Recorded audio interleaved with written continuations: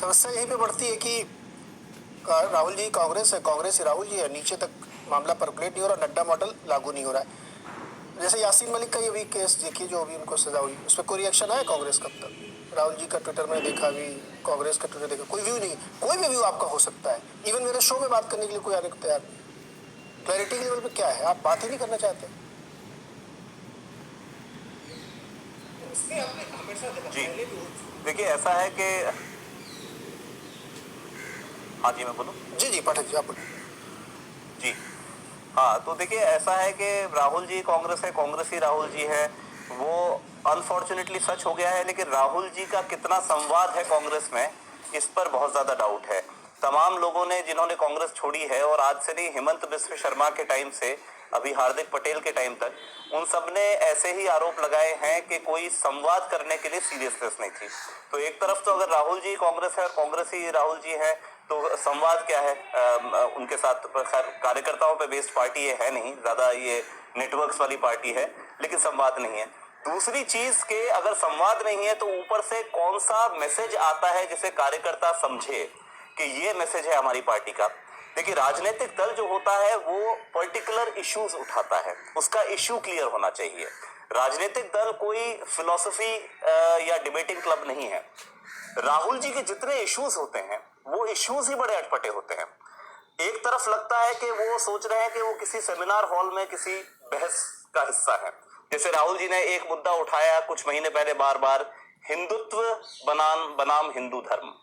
अब ये बेसिकली मैं आपको बताऊं, ये पॉलिटिकल साइंस में एमए फर्स्ट सेमेस्टर की डिबेट होती है, और ये डिबेट जो होती है सेमिनार हॉल तक और टर्म पेपर तक सीमित रहती है। इस डिबेट को पहले आप जनता तक ले जा रहे हैं। जनता की नजर में हिंदुत्व और हिंदू धर्म दोनों एक है। तो आप क्या है कि क्लैरिटी आपके अंदर है नहीं। आप चाहते हैं कि छोटे छोटे जो ये नुआंसेस हैं डिसिप्लिन के, उनको आप लेके आगे चलें।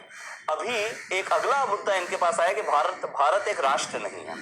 अब मुझे समझ में नहीं आता कि जिस पार्टी ने, जो पार्टी फ्रीडम स्ट्रगल के फोर फ्रंट पे थी, इंडियन नेशनल कांग्रेस, तब चलिए एक प्लेटफॉर्म था, बाद में पार्टी में तब्दील हुई, जिस पार्टी ने इतने ज्यादा प्रधानमंत्री देश को दिए और जिस पार्टी ने इतनी ज्यादा बड़ी मेजॉरिटीज दी, जब लोकसभा की सीटें अभी से कम हुआ करती थी उस जमाने में भी, आज बीजेपी 303 पे है, कांग्रेस तो 350 कई बार पकड़ चुकी है, 400 भी पार कर चुकी है एक बार। तो जब आप इतने बड़े पार्टी की लेगेसी को होल्ड कर रहे हैं तो आपकी आवाज होनी चाहिए देश की आवाज, राष्ट्र की आवाज। आपकी आवाज कभी वो नहीं होती। आपकी आवाज होती है, राहुल गांधी जी की आवाज ऐसी होती है जैसे किसी एनजीओ की आवाज या किसी डिबेटिंग क्लब की आवाज। पहली चीज, इंडिया नेशन है कि नहीं है, इस डिबेट में आप पढ़ क्यों रहे हैं? आप बोल रहे हैं कि संविधान बोलता है यूनियन ऑफ स्टेट्स है। दूसरी चीज मैं आपको बताऊं, यूनियन ऑफ स्टेट्स का भी उनको मतलब नहीं पता। वो बोल रहे थे India is a conversation. India एक फेडरल स्ट्रक्चर है, लेकिन उसको यूनियन ऑफ स्टेट्स इसलिए कहा गया है क्योंकि उसको क्वाज़ाई फेडरल बनाया गया है। केंद्र को ज्यादा शक्तियां दी गई हैं हमारे संविधान में ही राज्यों के ऊपर, तमाम उसके जो है क्लॉजेस हैं जिसके थ्रू दी गई हैं, चाहे गवर्नर का ऑफिस हो, चाहे गवर्नर किसी बिल को जो है राष्ट्रपति के पास भेज सकता है, तमाम तरह की ऐसी चीजें हैं। तो एक तो उनकी कंसेप्चुअल क्लैरिटी वहां नहीं है। दूसरी चीज, उनको ये नहीं पता कि प्रियम्बल के अंदर ही नेशन वर्ड मेंशन्ड है।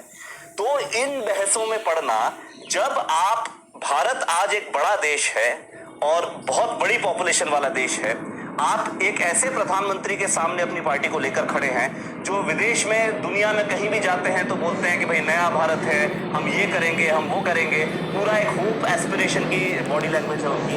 आपकी लैंग्वेज क्या है कि भारत राष्ट्र है कि नहीं, आप अभी तक रिजॉल्व नहीं कर पाए हैं। अब कांग्रेसी कार्यकर्ता बताइए क्या करे? कांग्रेसी कार्यकर्ता गलती से गाँव में पहुंच जाए तो बोले कि भारत राष्ट्र नहीं है, भारत यूनियन ऑफ स्टेट्स है। तो ऐसे तमाम चीजें जो है, राहुल गांधी बात ही नहीं करते जैसे एक देश को रिप्रेजेंट कर रहे हैं। राहुल गांधी ऐसे बात कर रहे हैं कि जैसे देश के अंदर एक बहुत बड़ा, जिसे कहते हैं एक चिंगारी है, कभी भी आग लग सकती है, वो बाल्टी लेके पानी लिए खड़े हैं।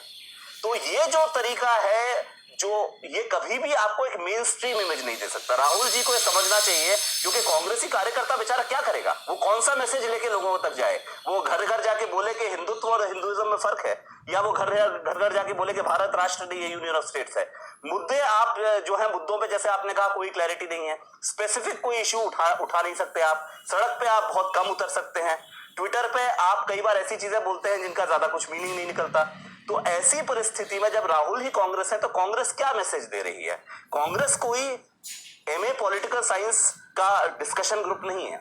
तो ये जब तक राहुल जी नहीं समझेंगे कि स्पेसिफिक इशू होना चाहिए, दूसरा आपको देश की आवाज बनना है, आपको देश के एस्पिरेशन की आवाज बनना है, आपको ऐसी आवाज बनना है जहां आप बताएं कि नरेंद्र मोदी सरकार में कुछ कुछ खामियां हैं, हम आए तो हम इन खामियों को दूर कर सकते हैं। आप दूसरे चक्कर में लगे हुए हैं कि दो भारत है। दो भारत भी आज से नहीं है, नियमगिरी ये गए थे, कांग्रेस की सरकार थी तब बोले थे दो भारत है, एक आदिवासियों का एक पूंजीपतियों का, मैं आदिवासियों के साथ खड़ा हूं।